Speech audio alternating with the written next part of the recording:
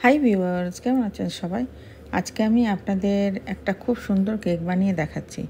এই কেকটাকে বলে বাত কেক। এটা হচ্ছে গোয়ার ট্রেডিশনাল কেক। তো এর জন্য 1 কাপ সুজি, 3/4 কাপ চিনি একসঙ্গে দিয়ে দিলাম, আর দারচিনি, লবঙ্গ, এলাচ দিলাম দেখলেন। এবার যেটাকে আমি গ্রাইন্ড করলাম ওটাকে এবার আমি চেলে নিচ্ছি। সুন্দরভাবে যখন চালবো তো দেখবেন এখানে লাম্পস আসবে, সেটাকে ফেলে দেবো। আর 1 কাপ নিয়ে নিচ্ছি এখানে শুকনো নারকেল। আর একটা ব্যাটার বানাবো, তার জন্য জল আর 1/4 কাপ অয়েল, 1/4 কাপ আপনার টক দই আর 1/2 কাপ জল, তিনটে একসঙ্গে এটাকে মিক্স করে নেব। মিক্স করে এরকম হবে।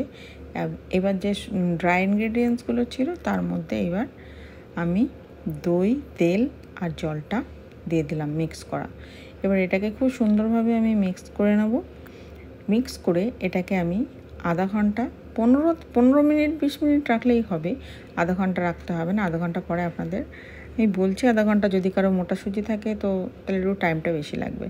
তো দেখুন অনেকটা টেনে নিয়েছে এটাকে কিন্তু আমি 20 মিনিট মতো রেখেছিলাম। এবার এর মধ্যে 1 টিস্পুন আমি নিয়ে নিলাম বেকিং পাউডার, 1/4 টিস্পুন নিলাম বেকিং সোডা, আর 1 টেবিল স্পুন আমি এটা দুধ দিয়ে এটাকে আমি মিক্স করে নিচ্ছি। মিক্স করার পরে আগে থেকেই আমি মোলটা রেডি করে রেখেছি।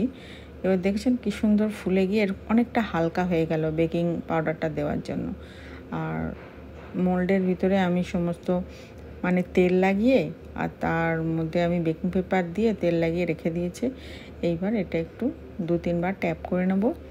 রাখার পরে এটা এবার আমি একটু কাজু বাদাম ড্রাই ফ্রুটস দিয়ে দিচ্ছি। আপনাদের কাছে দেওয়া জরুরি নয়, কিন্তু যদি আপনার কাছে থাকে তো দিতে পারেন, তাহলে কেকের টেস্টটা একটু আরও অন্যরকম লাগবে, এনহ্যান্স হয়ে যায় আর কি, সেই জন্যই দেওয়া।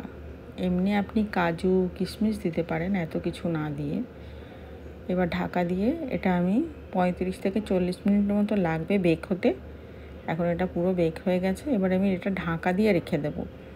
ঢাকা দিয়ে কিছুক্ষণ রাখার পরে যখন ঠান্ডা হয়ে আসবে তখন আপনাদের আমি খুলে দেখাবো। এটা এখন 1.5 থেকে 2 ঘন্টা হতে যায়। এখনও দেখুন আমি ওটা ডিমোল্ড করে দেখাচ্ছি।